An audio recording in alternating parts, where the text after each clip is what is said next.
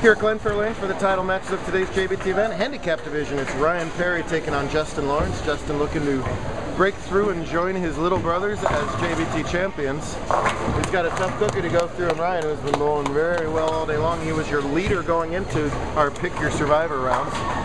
Normal Survivor means that the low person on the pair game by game is eliminated. We did that today, except the higher seeds got to set up the pair with whatever bowlers they wanted to bowl with. So Ryan has chosen wisely so far. The difference is 25 in handicap. Ryan's got to win this match by 26 to win. Both bowlers have started spare strike. So third frame, looking for an early double, Mr. Perry. High hit leaves the 4-7. Bowled on well, the kiter name is ABT3. That doesn't mean much to you guys. It's a long, very long in the middle and high volume, and very flat and low volume on the outside, similar to the old TSC pattern. What is it, Paris, I think? Statue of Liberty. Where you got that long stripe of oil in the middle that you got to keep the ball in. And will react or underreact wildly if you don't do that. So, playing sort of fallback shots. And very straight delivery of Justin Lawrence worked well today too, as you saw his long and wrap in the scratch finals, two fairly down and in players as well. Justin has been oh so close to the win while he's watched Connor and Kyle both get wins, including Kyle right here at Glenfair.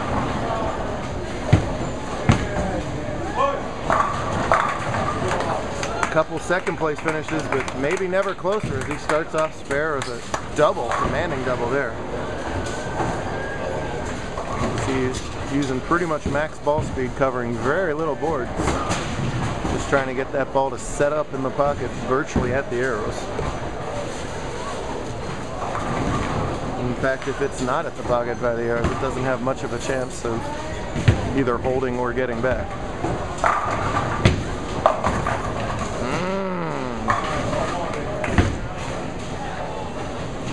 Does not break up the split that time. So the lead he just got, he's going to give right back unless he can find a way to convert this 410. You've got to ask yourself, even though it's early on in the match, do you want to convert this 410? So often this count comes into play. Very smart move in my opinion to get the one. Chances are you're not going to make the split. The last thing you want to be doing is sitting there wishing you had just made a simple 4-pin once you hit the 10th frame. Perry, one of those bowlers right in the borderline between scratch and handicap. He switched back and forth early on this season, found most of his points happened to be in the handicap division, so he's going to be sticking there the rest of the season. When you're in the points races, that's the right thing to do. And virtually the same hit, except he was lucky enough to break up the split,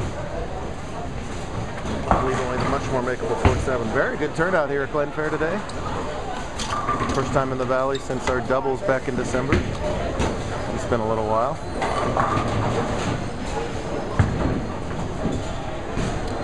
Two-hander stays two-handed at the spares.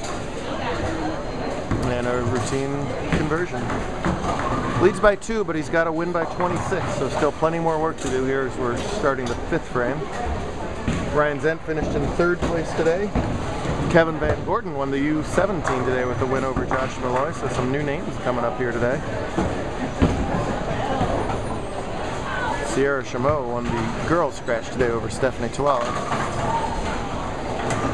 See that fairly fine line these guys have got to play. The scores started low, they got a little higher in the middle of the tournament. Now they're back to low again as the title match was in scratch. It was very low scoring on this pair.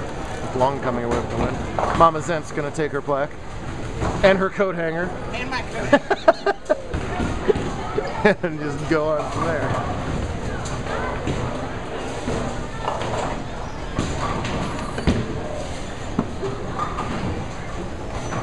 Ryan taking on a little extra time with this spare. I like that. He's had a tendency to rush him as fast, and pays dividends there as he makes it perfectly. Ryan, of course, was last seen on camera with an improbable climb up the ladder to win the doubles with his dad as they kept getting great breaks befalling them and coming up clutch. Both those things had to happen, I think, 3 matches in a row for them to win the doubles tournament. That was his 3rd career title. Dead even on the scoreboard, Lawrence getting the pins, and big break getting that 10 pin out, because we all know, avid followers of our videos, that the 310 is impossible. No one has ever made a 310. I've never seen it done. It can't be done. I hate the 310. Fortunately, we don't have to see it there. Make 3 4s and 3 7s like they're nothing. 310s, just give me the willies. No one wants the willies. Well done.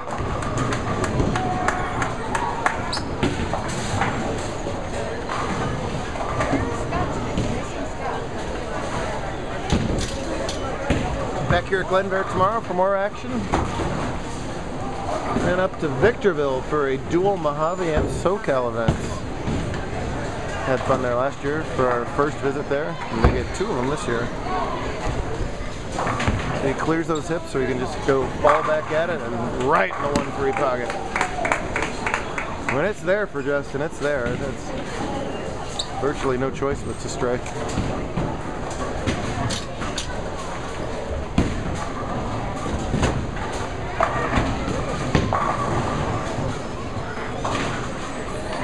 Ryan, like so many of the youngsters doing the two-handed thing, it's all about timing with the two-handed bowlers. It makes the difference.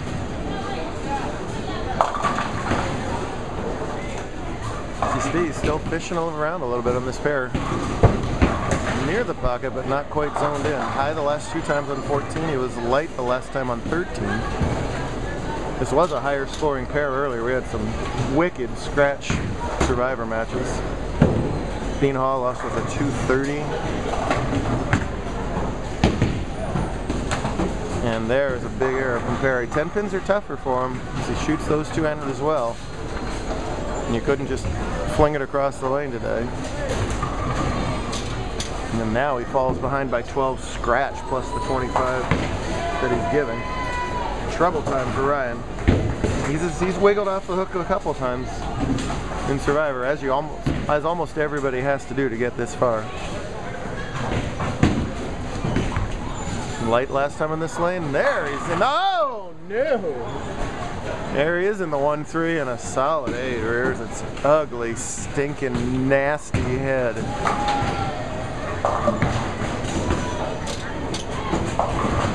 Ouch. Pure ouch. Boy, when you're struggling through a match and you finally put it together, I mean, you see the ball at the 1-3 and you say to yourself, all right, I finally got it all there, and then a solid 8, and then to add massively compounding problems to the injury of the solid 8, he whiffs it. Back-to-back 9 misses. Justin Lawrence has never been this close to a title before. Right now, obviously you want to strike, you always want to strike, but just fill these frames. Dish. Attacks the head pin. Can certainly say that much about it. Could have been anything. About the best possible result was to leave a 6 spin there. He will take it all day long. Switches balls. Shoulders getting a little tense up there, aren't they? A little deep breath.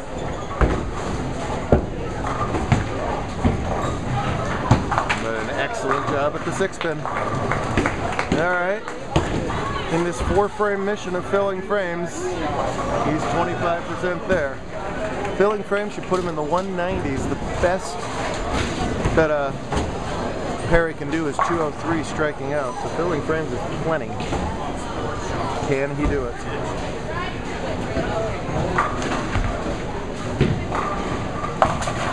Whew. And for the second consecutive time, that could have been anything, and he's lucky to get just the 610. He will take it again.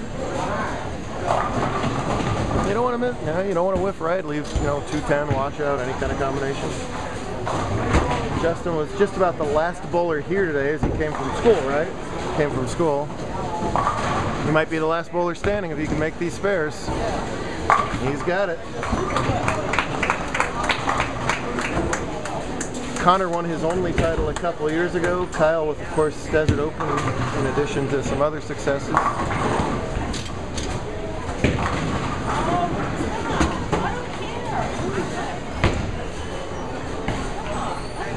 Perry needs to do what he's very good at, put his X's up on the board. You have to get it on the Brooklyn. He does. Boy, coulda, shoulda been a double. I know he's got to be thinking with that slam 8 in the 7th. If that 8-pin had carried, that would have given him as much as 134 in the 7th. Instead, it's only 113. That 134 would have had him tied with him to strike working. Even the spare, of course, puts him 11 pins higher. Justin may well make it moot because he's bowling very well, but he will look back on that 6th and 7th saying this would be the part where it snuck away. Certainly not over though, must strike here though. Not to be. Squirrely pair as it turned out. If you watched the scratch video, you saw just how squirrely it was playing. Ryan's a proven winner. But the stars did not align in this game, and after a long, long journey, these stars have aligned perfectly for Justin Lawrence. He thought he missed that one too, but he does shave the 6-pin.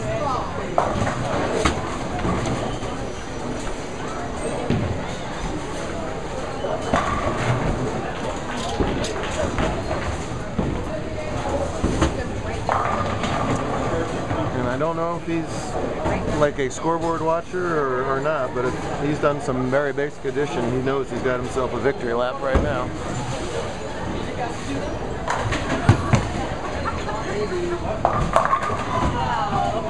Good enough.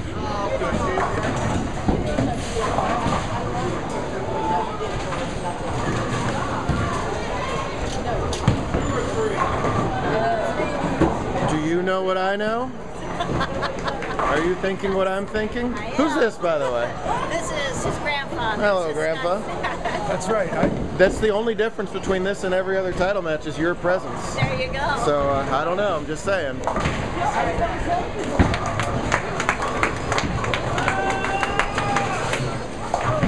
Like it when our long-time dedicated bowlers finally break through and get their first win.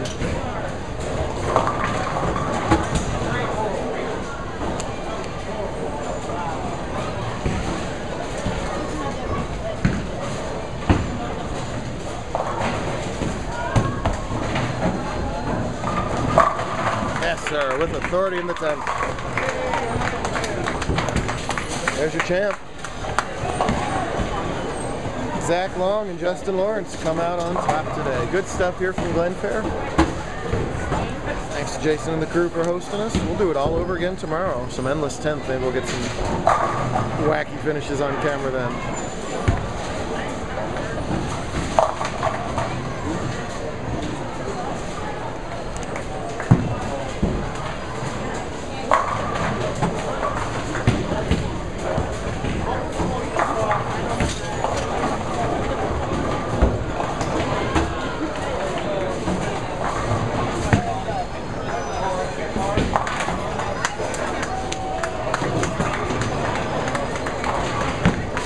One family and 1, 2, 3 JBT champions.